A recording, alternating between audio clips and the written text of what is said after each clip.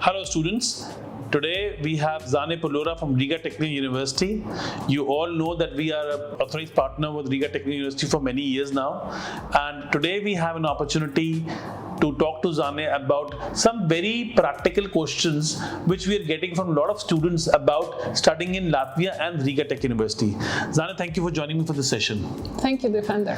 So basically, Zane, my first question is, a lot of students are coming to you for higher education. 12 years back, you started with 4 students, and I think now you have students in 3 figures. So could you share how many Indian students are studying at the moment with the RTU?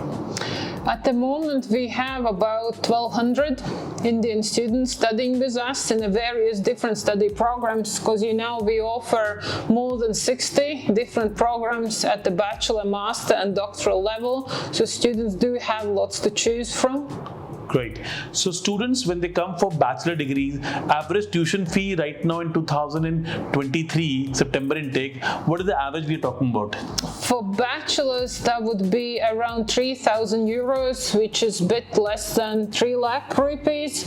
And for masters, in average, that would be about 4,000 euros, so which is a bit more than 3 lakh rupees. Around 3.5 lakhs. Yeah. So students who are coming now for the education purpose, they also have right to have accommodation at the university hostel, which starts from what are the basic pricing, starting pricing right now if we compare to the old days? Starting pricing these days is 150 euros per month.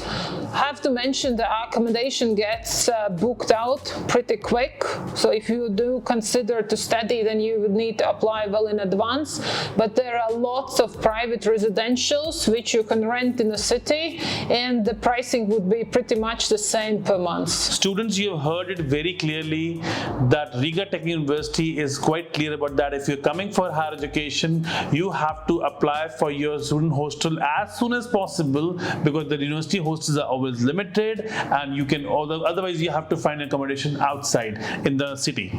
So Zane, when we talk about student graduating, a lot of students come to me now. We have a graduation ceremony every year coming in for a lot of Indian students graduating on yearly basis, basically. Where are these students going? Are they living in Latvia? Are they living in Europe? Or they're going outside Europe? Any idea you can share with us?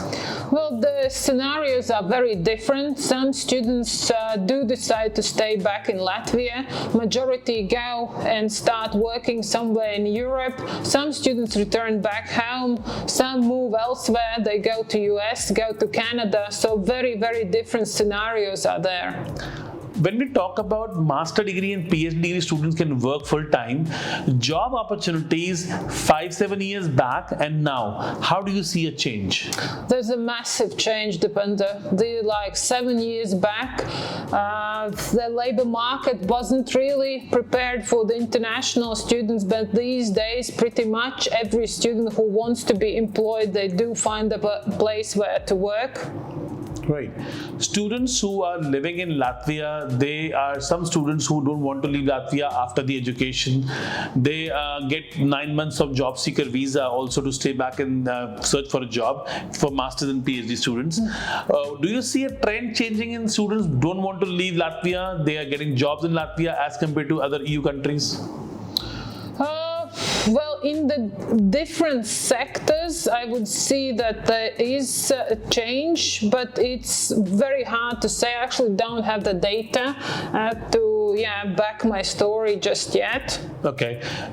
You have been making a lot of collaboration with Indian institutions, and I've heard that you have been in discussion with a lot of IITs. So where have your collaboration gone? Do you have any existing collaboration with IITs here in India?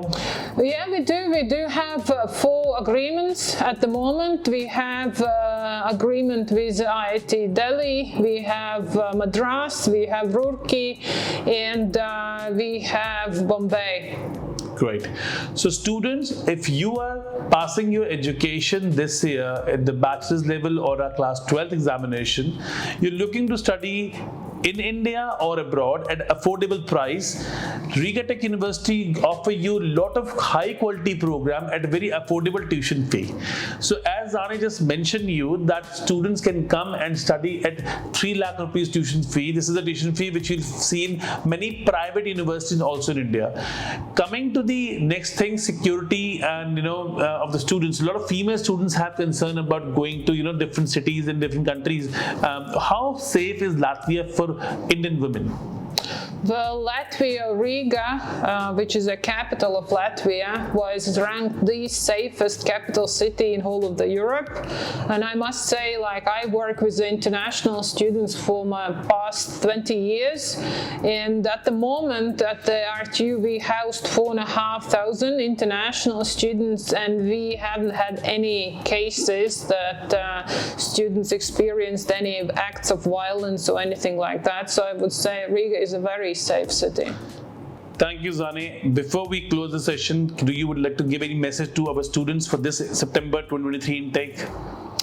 I'm just saying that we are still open for applications until 15th of July, and we would be happy to see all of you in Riga. That's all for today, students. If you have any specific question about studying in Latvia, please put them in the comment section and I will personally make sure that those questions are answered. If you want to have more such videos, please write down in the comment which all topics you want us to cover, and we will come back with you with a new video with the new topics. Keep watching Indo-European YouTube channel. See you again. Press the bell icon on the YouTube app and never miss another update.